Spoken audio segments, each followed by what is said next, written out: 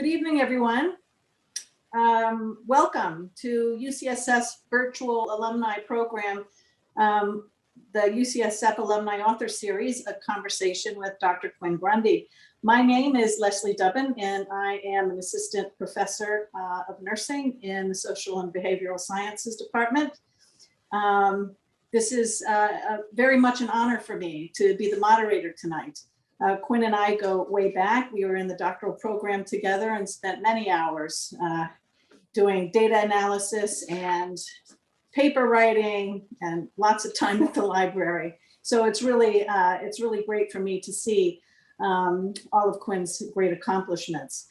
Just a few housekeeping points before we get started. If you have any questions, please submit them through the question and answer box that you'll find probably at the top of your screen. Brevity is appreciated. Given the size of the audience tonight, we probably won't get to all of your questions, but if there's something that you really feel that you'd like Quinn to answer, if you would email them to me, I can certainly forward them to her as well. So again, it's my pleasure to introduce Dr. Quinn Grundy. She is an assistant professor with the Lawrence S. Bloomberg Faculty of Nursing at the University of Toronto. She received her PhD from UCSF School of Nursing in 2015. And Dr. Grundy's research explores the commercial determinants of health, their impact on the delivery of health services, health evidence, and consumer health information. So we wanted to hear more from Quinn about her book, Infiltrating Healthcare, How Marketing Works Underground to Influence Nurses. This was published in 2018. And to kick it off, Quinn, research begins with a research question. How were you inspired actually to even ask the question, how does industry actually influence nurses? A great question, Leslie, and I'm thrilled to be here. Thanks everyone for taking the time. It's maybe a silver lining of this pandemic that I get to be here. Feel like I'm back, and it's a really great question, Leslie, because it goes way back, I think, to the very beginning of the PhD program, and many of you were. It dates the whole project to say that this was around the time the Affordable Care Act was coming in. And there was a tiny piece of this called the Physician Payments Sunshine Act. And this piece of the Affordable Care Act was going to bring public transparency, really for the first time, to any of the payments that drug or device companies made to physicians.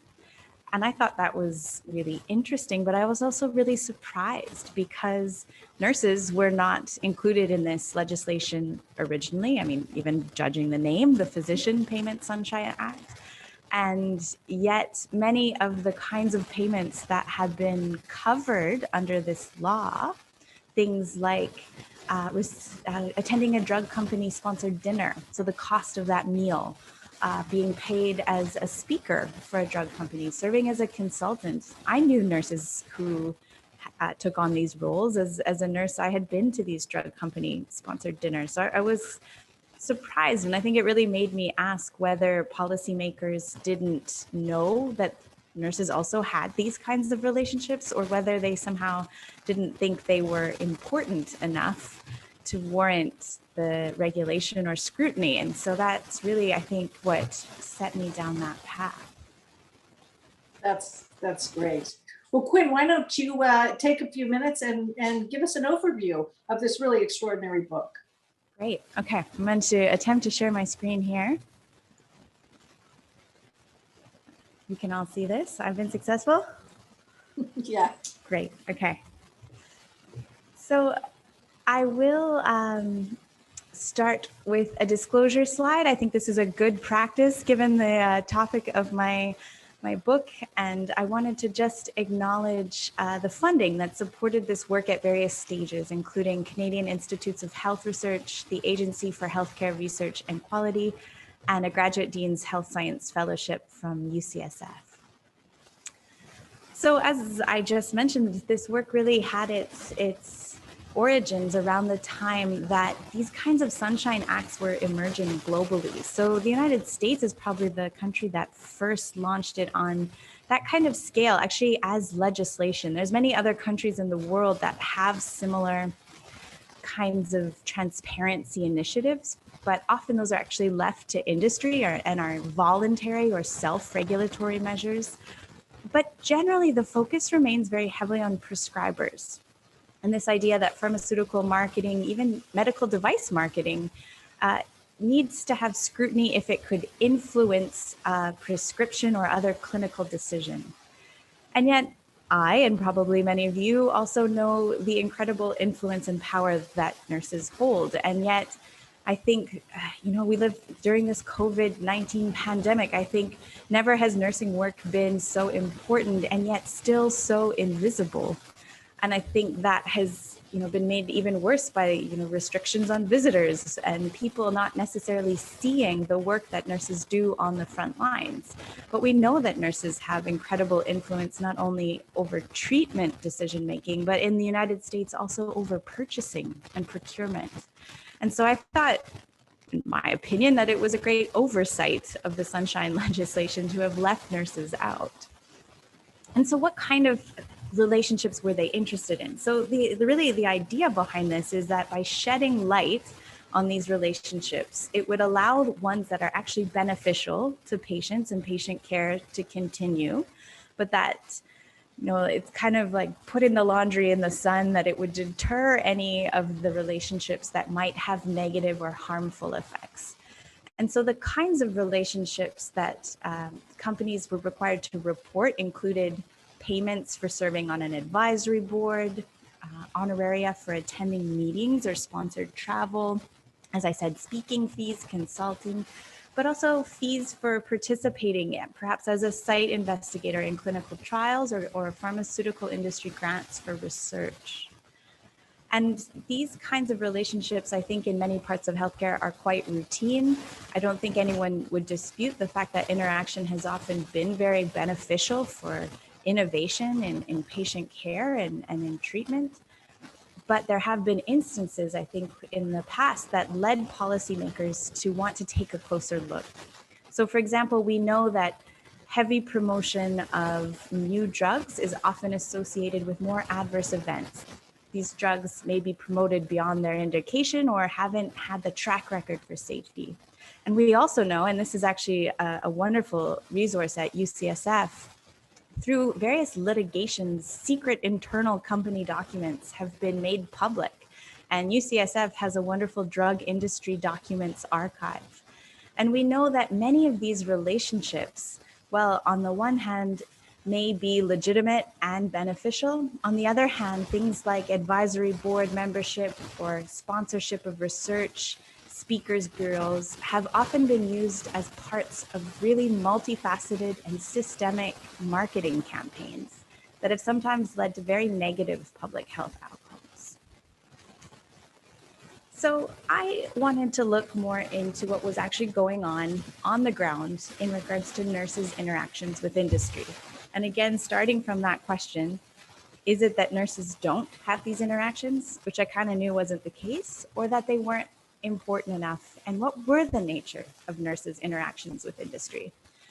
But I had a heck of a time getting started with this project, because when I went to hospitals to get permission to interview nurses, conduct focus groups with nurses, or even shadow nurses during interactions with industry, they said, oh, it doesn't happen here. And people said to me over and over again, oh, nurses don't interact with industry. Why would they interact with nursing? They don't prescribe. And so I think finally some people took pity on me and said, well, you can look, but you're not going to find anything. And I still, to this day, people always kind of stop in their tracks to say, why would you study this? Nurses don't interact with industry. So that's one of the pervasive assumptions that I will hopefully debunk in a moment. The second one was that I would get a foot in the door, and then they would say, well, our nurses don't interact with industry, but except for the in-services conducted by industry reps when we roll out a new product, or except for education that's sponsored, a lunch and learn, or the nurses sometimes go out to the drug dinners. but that would be education supporting a product. So nurse industry interactions are not marketing. So that was the second assumption, and we'll tackle that.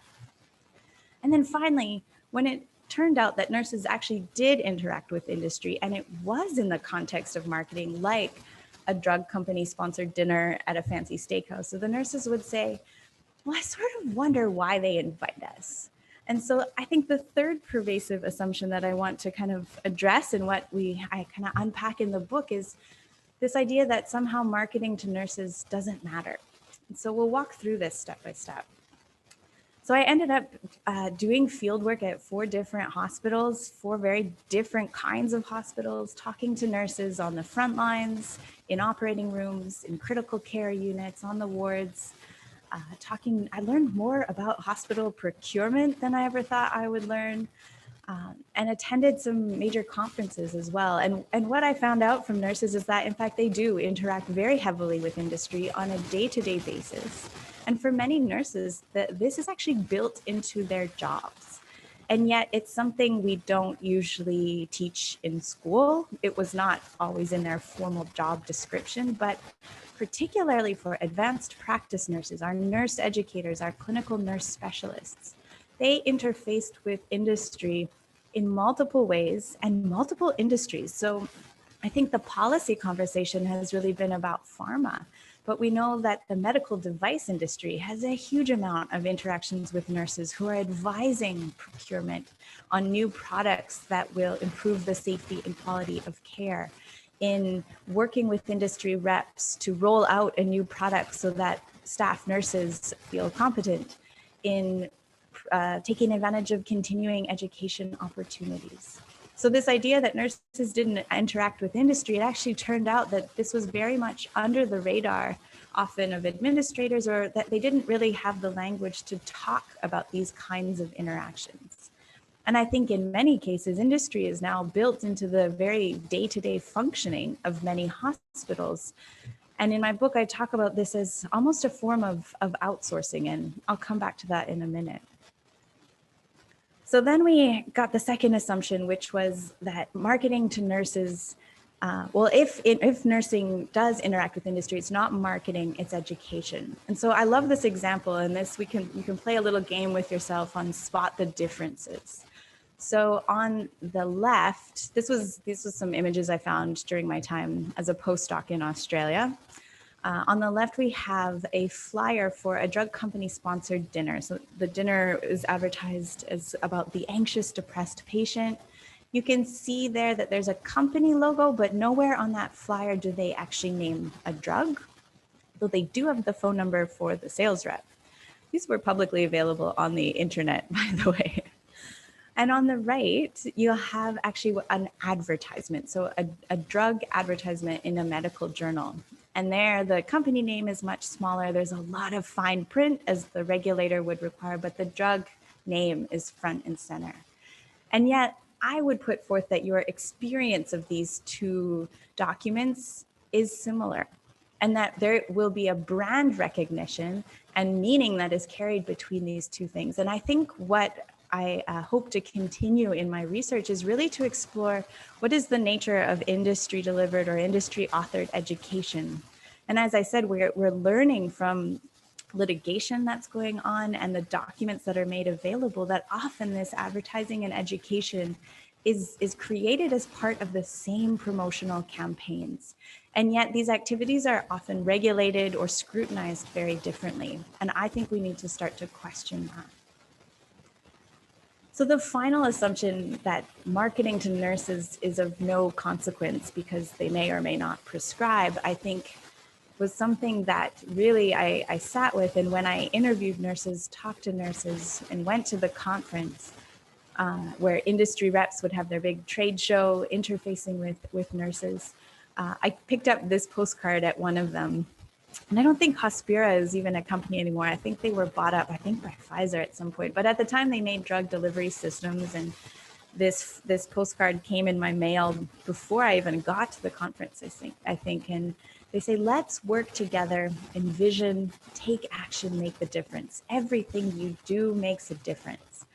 And that really struck me because it was in such contrast to kind of the invisibility of a lot of the work that nurses do. And yet here industry was naming it and recognizing it and valuing it. And this idea that industry is often providing nurses access to things that health systems undervalue: patient teaching, nurses education and learning opportunities, conference travel, nursing quality improvement and research studies and funding for that. And I posit in the book that actually industry is starting to fill gaps in our system that maybe shouldn't exist. And by kind of enacting some of these workarounds, by interacting with industry, nurses are kind of helping to patch these holes. But in doing so, nurses, they know the system, they know the people, and they serve as gatekeepers in a sense for industry to enter clinical spaces and have access to decision-making at many levels. And one staff nurse I talked to in a focus group, they found that attention very validating. And this person said, for me, these corporate entities communicating with nurses, I think in some ways it gives me a voice because it helps me become part of that team and I'm being recognized as a healthcare provider. And I think this is a really important for us to have as nurses and as a profession. And the fact that, being invited to a drug company dinner, that experience of marketing feels very inclusive. But what is at stake and what might be the implications really, I think, for patient care and also our health systems? And so nurses, I think, are wrestling with this. And what I heard from nurses is that in many ways, they're dependent on industry resources. That activities that are important and valuable couldn't happen without that sponsorship, without that funding, or even industry manpower. They also were frustrated that sometimes they were completely reliant on industry information. So for example, many of the products used in nursing care, when they come to market, they don't require the same level of evidence or even any studies as compared to drugs, for example. And so often the only information you have about the safety, quality, efficacy of a product, so I'm thinking a lot of wound care products, for example, the only studies available will come from the manufacturer. And so nurses got that there were problems with bias. They sometimes had difficulty working with industry representatives when there'd been a breach of trust. They saw sometimes that industry's marketing made it more expensive and there were costs borne by the hospital. And in a few cases, there had been some close calls that maybe put patient safety at risk. But they described it as their love-hate relationship because in some ways, there was no other access to these resources or information. So I suggest in the book that in some ways, nurses are the perfect friends for industry. They grant access, they grant expertise, they have such particular and valuable knowledge, but these interactions fly under the radar. And marketing to nurses often feels not at all like marketing, but as a partnership and one that might actually help them further their goals as a win-win. But we know there are implications for patient safety, quality of care, and equity. So unsurprisingly, the nurses in the OR, the cath lab, critical care, saw a lot of industry traffic. The psych nurses, the med-surg ward, not so much. And so I think when we talk about industry resources and the value, we really need to ask for whom, and are those, is nursing, are patients getting to decide the priority? And I think the other thing that comes away from this, we need structural management. We need to deal with this at the system level. Individual nurses are kind of figuring this out through their own experience, through peers' experience. Like I said, it's not part of a formal curriculum. And industry reps tailor their relationship to the person, to the area. And so if one nurse kind of put a foot down and drew a hard line against gifts or invitations, they often worked around the corner. So I think this is something we need to kind of think about as institutions, as health systems, and certainly as a profession. So I just wanted to say thank you before we launch into a conversation to Nancy, Caitlin, and Leslie for being here. I hope we can have a really informal and I'm very interested to hear your thoughts and reactions to this. And if we don't get to it, as Leslie said, I also would welcome your emails or tweets. So please do reach out. So I'll stop sharing this, Leslie, so we can see one another. That's great. You know, Quinn, as I was reading the book, and you know, there's a thread that goes through it, and it has to do with these red flags that nurses, like as you were just saying, don't have necessary formal education about what these boundaries are, but they certainly had this intuitive sense.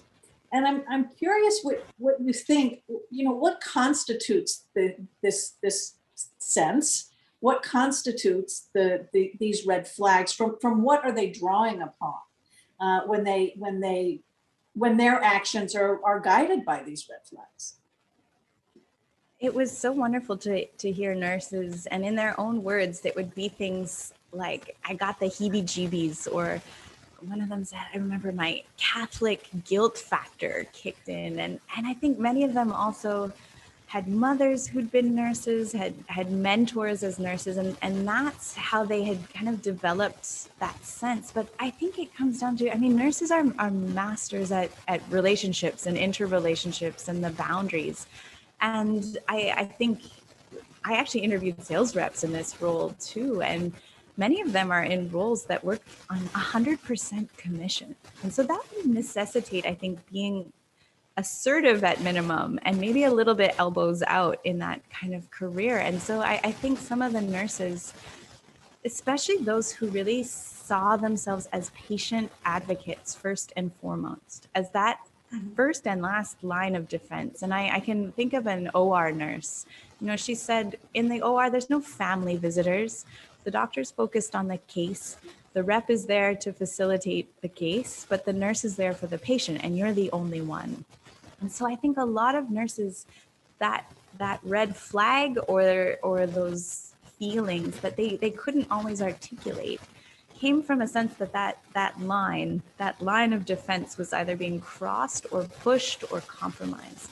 But I think that's part of it, that as a profession, we haven't had these conversations. So we don't even necessarily have a language to name what might be going on there. And so they didn't even know what policy or procedure to look up, because we haven't talked about conflicts of interest. We haven't talked about marketing in clinical spaces as it relates to nursing. Right. And, you know, doctors certainly now have to deal with a lot of restrictions, having to do with their interactions with industry, including having to report any kind of financials that they may have received. Given given the situation that we're in now, are you aware of any type of specific regulations or restrictions that have been directed specifically for nurses, whether they be nurse practitioners or others? And that's a question from a member of our audience. Yeah, so actually recently, and I believe it comes out this next year, so it's been passed, not yet implemented, but they've expanded the Physician Payment Sunshine Act to include non-physician clinicians that have prescriptive authority. So I believe starting next year, these same provisions will apply. So drug and device companies whose products are covered under Medicare will have to publicly disclose all those relationships we looked at to nurse practitioners, physician assistants, clinical nurse specialists, nurse midwives, nurse anesthetists. But I think the two big groups that are still going to fly under the radar are registered nurses and pharmacists. Yeah, that's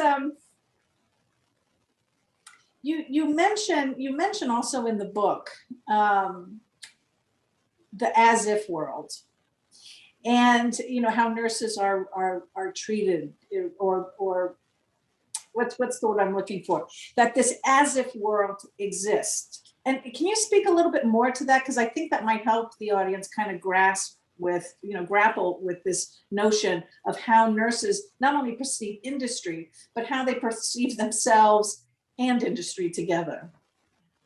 I'm gonna give credit before I launch into this to Dr. Ruth Malone, who I see is here. So hi, Ruth. I'm gonna borrow your story. So Ruth and I wrote this paper together, and it was in conversations with her that we developed this concept. And I think all credit goes to Ruth for that phrasing, because she remembered her time in the emergency room as a staff nurse when a physician actually wrote on the orders that a patient should breathe room air, as if the nurse wouldn't know what the patient, or the patient, as if the patient wouldn't know what to breathe without an order. And I think that is perhaps the most striking, but any nurse you speak to can come up with countless examples of how kind of our medical legal framework creates this impression that nurses don't actually make decisions without a standing order, without a prescription. And we've devised in many settings such elaborate workarounds that create medical and legal documentation around the decisions that nurses are leading,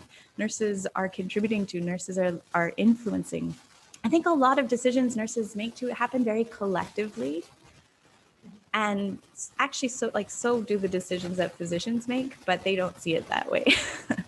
And I think nursing, and I talk about this with my students a lot, is that a little bit we're at a point in our profession where we're incredibly powerful, but many nurses feel very powerless.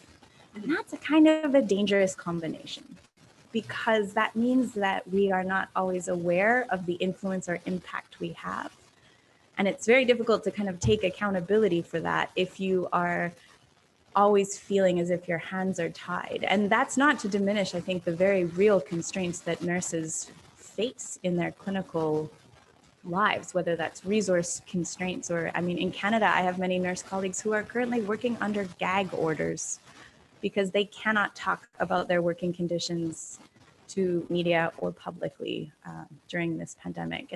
And so, I mean, I think nurses aren't also making this up, but it's something I think that we really have to contend with. And let's talk for a minute about industry's perception of nursing. And I'll touch back to something Ruth Malone told me, and when I was one of her students, and that is nurses always have a seat at the table, the policy table. And so talk a little bit about the perception that industry has in terms of why nurses are this kind of, a ripe setting for industry influence.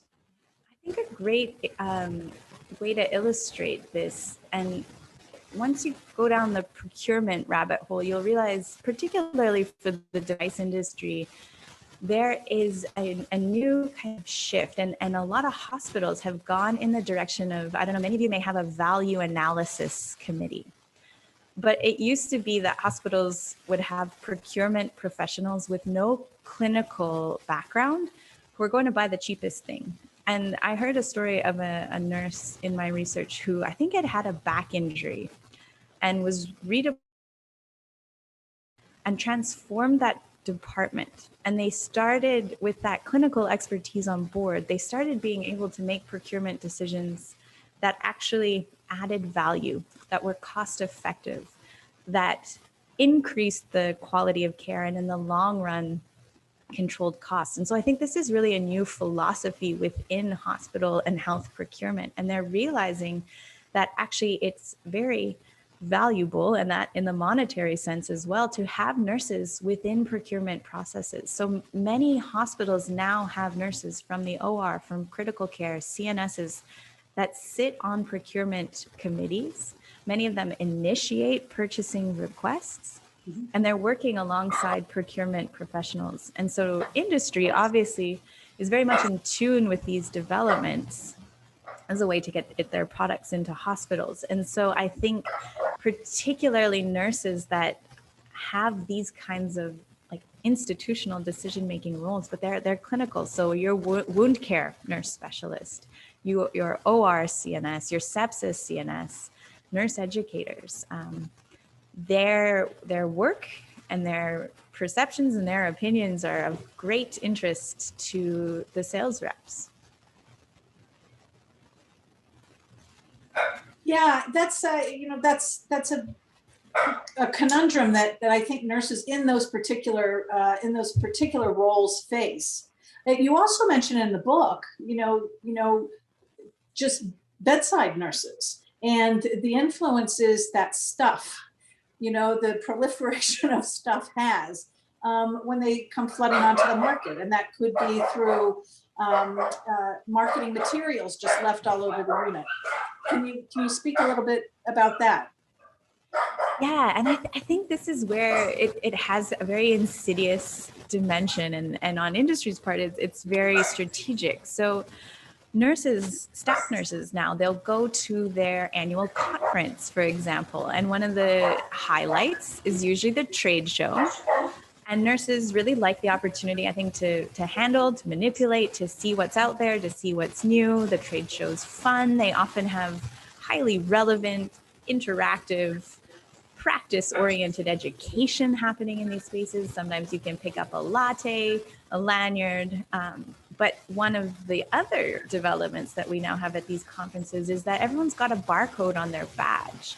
So these staff nurses can stop at the booth, and while they're getting their latte and chatting with the rep, they'll get their badge scanned. And that gives the booth, the rep, that person's contact information and also where they work. And then within 48 hours, the nurse educator on their unit's going to get an email from that rep that says, staff nurses on your floor were really interested and felt really positively about our new gadget. And I think likewise at the hospital, a lot of hospitals have policies now about whether reps can come in, what they can do while they're there. And often it means they still can come, but on an appointment basis. But the beauty of all these pamphlets, leaflets, brochures, samples is that they get to stay behind. So if a sales rep does get an appointment with that nurse educator, even if that nurse educator is really busy, gives them 5 minutes, or just asks them to leave information, they're going to take that opportunity and leave as many of these things behind, because they'll take on a life of their own and they'll get to be in that space and create a presence for that rep or that product even after the appointment is finished. Quinn, this is an interesting question from a member of the audience, and he or she writes, I've always wondered how the push to view pain as the fifth vital sign may have fueled the opiate addiction problem that we continue to face, and what role pharmaceutical companies, nursing, and other healthcare providers play in this, which he or she calls the rebranding effort. And any comments on that? Yeah, I mean, this feels like a bit of a plant and it's not actually, but I actually just had a paper published today that relates to this topic. So I mean, I think this is one thing that we're learning a lot about right now. And because of the amount of litigation that's currently ongoing in the United States, the wealth of industry documents that is coming out of that space, I think it is now pretty widely acknowledged that pharmaceutical company promotion played a huge role in the seeds of this epidemic. Mm-hmm. And although I think the opioid crisis is now really complex, and there are a number of other factors that have really contributed to the mortality and morbidity that we see, the promotion to clinicians, the sponsored education, the sponsored research have been major aspects of why opioids became so overprescribed and prescribed to people for whom they were not safe and effective. So I think there is absolutely, an evidence-based indication for opioids, but their promotion in chronic long-term pain is where we really ran into trouble. And we can trace a lot of those discourses back to the opioid manufacturers. So actually, we just published today an analysis in Australia. Their sunshine legislation works a little bit differently. And during a 5-year period, pharmaceutical companies had to publicly report all the details of educational events for health professionals, and they report for any kind of health professional. So we analyze kind of the content and details of all the educational events sponsored by opioid manufacturers. And it was really interesting because, again, chronic pain was a major focus of the events, and more so than palliative care or cancer-related pain. For nurses, there were a lot of events that were kind of targeted at long-term care and older adults, which I thought was interesting, and educational events that were very explicitly product launches targeted at events or at audiences that had nurses alone. So I see, Margaret, thank you for your question. I'm really excited that you could be here. I will definitely, it's in PLOS One. It's out today. It's open access. So if you Google me and PLOS One and opioids, you could probably find it. I can't remember the title or what it ended up, but I'd be happy to share that information. So there's another question. This is coming from Kimberly Top. There's a secondary, she says there's a secondary gain, however, as industry representatives pay a significant portion of the costs of these national meetings. If you don't take a lanyard for the rep, they will start sponsoring these meetings. So, you know, one has to be ready to pay more for meeting registrations without the presence of these exhibitors. So you're kind of caught between a rock and a hard place, right? In terms of that kind of relationship. Is there a quid pro quo, and how do we get around it? So that also was a question that I was really interested in. So I have a fabulous team of undergrad nursing student research assistants. So what they spent their last year in lockdown doing was combing through the websites of 156 national and international nursing professional associations located anywhere in the world. And they went deep into Google Translate and documents. And basically, I wanted to know whether nursing associations did in fact depend on industry sponsorship for their activities. And if so, who was sponsoring them, and maybe why? So we looked, and many conferences have what they call a sponsorship prospectus. So they're actually advertising their conference to industry. And so my wonderful students went and documented all the names of sponsors, and this was during 2019, so before the world broke and conferences are not as they were. And so we found, again, so in the world, about half of nursing professional associations accept sponsorship that we could tell. And I would say definitely sponsors are attracted to associations that host conferences. But many of these professional associations that couldn't afford the major conference, so these are many associations in lower and middle income countries, they had many different forms of education. So smaller education days, and in a number of these countries, their education was sponsored, but not by industry. So when we looked, there was a number of examples of associations that accepted sponsorship, but not from technical. So a large presence from employers and healthcare organizations, from companies that I would characterize as lifestyle, like selling shoes, jewelry, scrubs, honey, and to a lesser extent,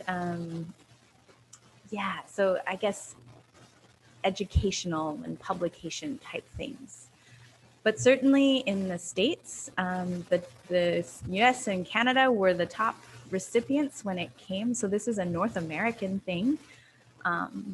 We don't see the level of sponsorship so much in Europe. And then of course, the pharma companies all sponsor the oncology ones. The device companies sponsor the critical care and the OR ones.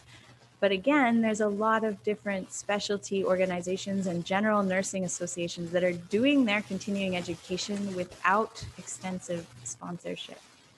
So I think what I learned from this is that sponsorship does not follow need. So where we have the global burden of disease and the largest number of nurses is not where we're seeing the sponsorship. And so it's about something else. And when we dug through, what kinds of things are industry actually sponsoring, they're looking to control the content. So these satellite symposia, these breakfasts where they choose the speaker, and they're looking for interaction with attendees. So at the trade show and getting your contact information. So they're actually buying that data. And I think if you are a leader of a professional association, we really need to think about if that quid pro quo, at what cost is it? Is it too much? And now I think with COVID, it'll be really interesting to see if the sponsors are still interested to come to the virtual conferences, or if we can kind of reimagine how these activities can occur. So Quinn, you just mentioned a very interesting thing. You said that industry sponsorship is pretty much a North American thing, not so much in Europe, which leads me to ask why. Does it have something to do with the way that our healthcare system has organized itself? What is the structural difference between Europe and the United States? So I'm kind of musing here, and I have a few thoughts. So definitely they were still sponsoring Europe. Like if US was number one and then Canada, then Europe was next. So high income countries are where we're seeing sponsorship. I think when we think about the biggest difference between especially continental Europe and North America, I think is the scope of practice of nurses. So when you actually think of countries like Germany, France, Italy, Spain, most nurses, to my knowledge, are not prepared at a university level. And I think their scope of practice in terms of clinical scope is often much less. And I don't know that we see the advanced practice nurse role.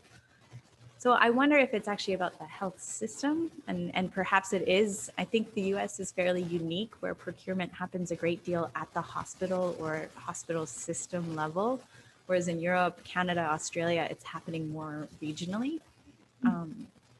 But I think that's a really important question, and whether it could be that nurses in the US are, wielding the greatest scope of practice and a huge amount of influence, particularly over purchasing decisions, or whether there are different, structural, because, Europe and Australia and these other countries, there's certainly no evidence that they have more stringent policy around nurses' interactions with industry. So let's spend a few minutes now and talk about some of the policy implications for your work, and where would you like to see the landscape move in the future? Yeah, so I see Kimberly in the chat following up. I think she's the one that asked about the sponsorship of the associations, and she mentions being advocates for divestment from some of the industries. And I'm actually working with, been speaking with some leaders of a nursing association in the States who are looking at thinking about it. A first step is thinking about a spectrum of risk. So if we still need sponsorship in the short term to do what we do, which industries pose too high of a risk that our primary mission could be compromised? So for example, this is not a nursing association, but the Canadian Cancer Society said we would never take tobacco industry money, but also nothing around, I think they've got like no tanning beds or, so they've looked. And so for the Canadian Cancer Society's mission, there are a number of cancer causing industries where the evidence is insurmountable that they have an association with cancer. They would not go down that road. But perhaps a grocery chain would be less a risk to their primary mission. So I think we can think about this almost in a harm reduction sense and think about which of these relationships are just too high risk. And I think if we're administrators, or we're thinking about in the hospital or clinical settings, probably the drug company sponsored dinner or the lunch and learn is much higher risk than the contracted in-service that procurement and the nurse educator have vetted. So can we think about which interactions might be more beneficial and which ones could we, you know, either modify or that we don't really need? You know, in most hospitals, when cost cutting occurs, the first positions they usually look to are the clinical nurse specialists and the nurse educators, leaving an incredible void in terms of advancing nursing education, especially around new therapies, modes of treatments, et cetera, and so forth, and particularly around pharmaceuticals. And many nurses, and you know, in my own experience, and I'm sure yours, they actually value that kind of information.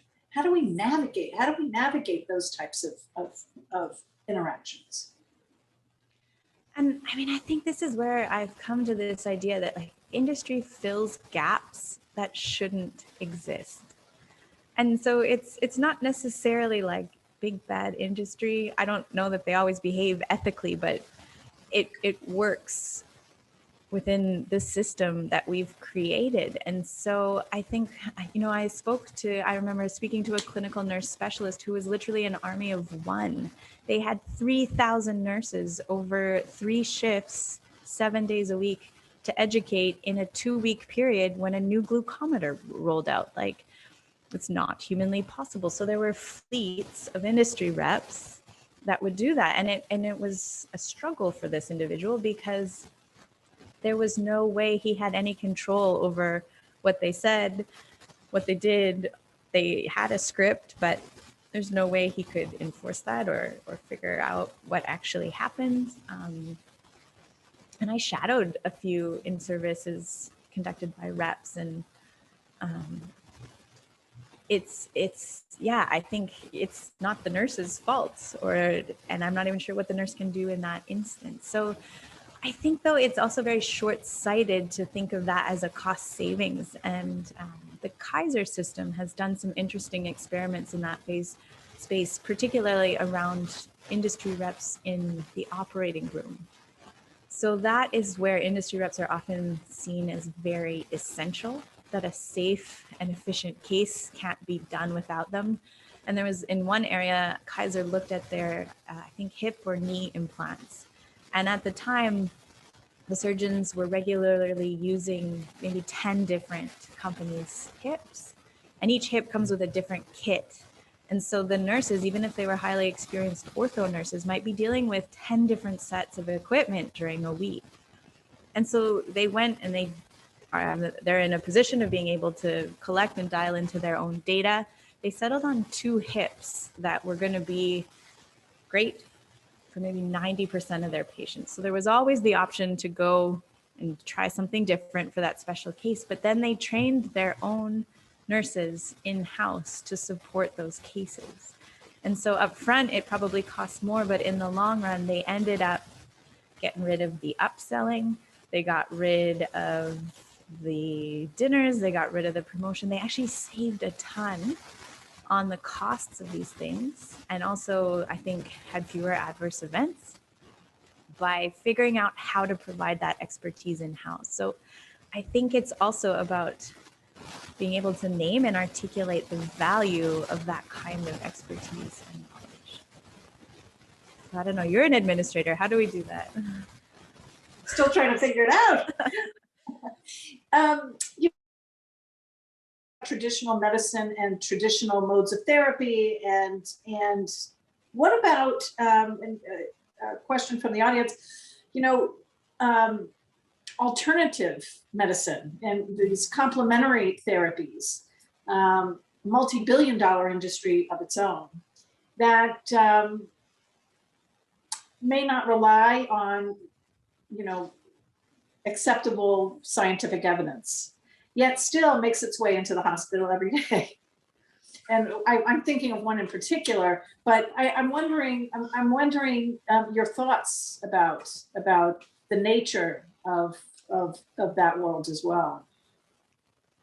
Yeah, I mean, I think that that's a space that is we've explored it so little. And I think a little bit sometimes when I give these kinds of talks, I like to think about this as we need to start thinking beyond physicians and beyond pharma, because even pharma now is not the monolith it was. We've got biotech, we've got startups, we've got nutraceuticals, biologics, like all sorts of different, it's a very diverse industry itself. And then nurses, I think, encounter not just pharma, not just device, but everything in between. I'm thinking about like clinical nutrition, infant formula, health IT, electronic health records, supplements, alternative therapies, over-the-counter stuff. And I think that's, again, where nurses in the role they have, teaching patients, working with patients, identifying patient preferences,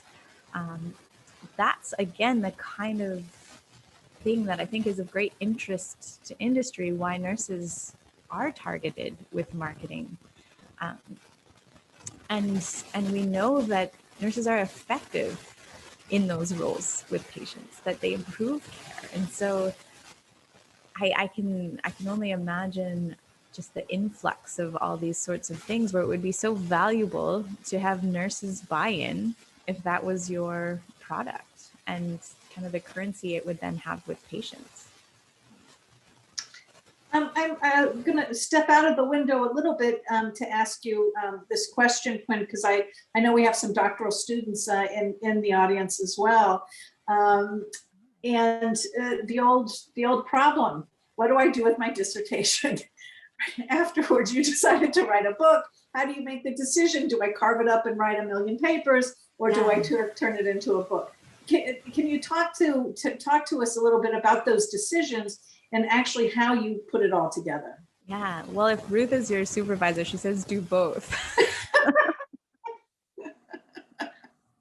So, yeah, so obviously I didn't write the book while I was a student, and I don't, I think I'd published, but I really didn't publish my dissertation till after. So I think if you are a PhD student, you can publish along the way, but for me, doing a qualitative project, I really had to write the whole thing out before I knew what it was about. And then I was very privileged to have a postdoc.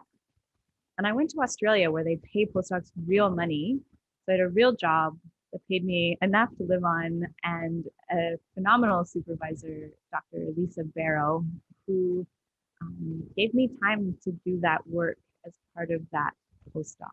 And so I wanted an academic role. It was indeed important to publish. I think in nursing, books are less common. And so I felt it was strategic to have some of the articles also to write the book. But writing a book gave me kind of the space and freedom that a lot of these 3,500 word articles don't afford you. But it's its own beast. The dissertation is like a genre. Articles are a thing. A book is something different. And a book prospectus is a different thing entirely. And so I could not have done it without the mentorship of, actually randomly, I don't know if you guys know Marion Nessel, who's a professor at New York University. And she happened to hang out in Australia at the time with my postdoc supervisor. She's written 1 million books. And she and her red pen hacked my book. I think I rewrote it about 11 times, the prospectus. So it's your pitch. It's like a 20-page pitch to the publisher. And so I think if you're interested in doing that, you should find a good mentor. There's no way I would have figured that out without some of the people who'd done that before me. It's a different thing, but it was fun. And it was more fun to do it when you were, had a full-time job instead of being a full-time student. So Quinn, in our last few minutes, tell us what you're doing now and what you're going to do with this research in the future and what you're exploring. Oh gosh, Leslie, that's my question I'm sitting with right now, because I'm so interested in this role of industry as an educator and how that actually plays out in the clinical setting. So I really want to follow that up. And wrote a grant. I have some colleagues she's a clinical nurse specialist in practice-based education here in Toronto and a bioethicist actually. And they see it on the front lines. And so we were all set to do these focus groups with nurses and field work in the hospital. And then COVID happened, which was not the time to do focus groups with nurses in hospitals. But what is so fascinating during this year is I'm hearing things that like industry also has had to pivot. So in Canada, we ended up canceling a lot of our elective surgeries for about 6 months. The reps obviously got kicked out as well. And so they, like visitors, are trying to find their way back in. A lot of this industry education has gone digital, sponsored webinars, apps. So I know physicians who have the company app where the company can push them the education to their phone. So I think we can salvage this project and follow this education and really see what's going on there. I am now in Toronto. And questions for the future, plans for the future. It sounds like you've got quite a path ahead all around the industry. Any areas that you may not visit? Any things that you thought about? No, this, how do I stay on this path? Yeah, I delved a little bit into mobile health apps. I think I'm trying to get out of that. I think I still don't quite understand the enthusiasm around apps, but now industry is delivering education through apps. So now maybe I have to come back and look at that. Yeah, I think it'll be really interesting to see. I think COVID, as we all know, will change fundamentally how we go about so many things. And so I kind of am curious to keep my eye on, I've heard of things like telereps popping up. So you've got your rep on the iPad in your procedure room. We seem to be always one step behind these guys. They're very clever. I know, right? You have to give it to them. They're really clever. Wow. Quinn, thank you so much for sharing your work and your journey, and everything that you've contributed to scientific discourse around this. It really is phenomenal. And I will say to the audience, if you haven't read the book, read it. It truly is a page turner, and it's very well written. And you just kind of lose yourself in it, and you see yourself in it a lot too. So congratulations on what an extraordinary accomplishment, Quinn. Well, thank you so much, Leslie. I know this is your Friday evening, and thank you all for being here. It's the end of your week. Too bad we can't go and have a glass of wine. So Quinn Grundy, the author of, if we will post again the name of the book at the following slide, but the name of the book is Infiltrating Healthcare: How Marketing Works Underground to Influence Nurses. A great read and a great conversation. And Quinn, wish you all the best in your endeavors, and hi to the little one. And I hope to chat soon. Yes, thank you again, Leslie. Be well, everyone. Have a lovely evening.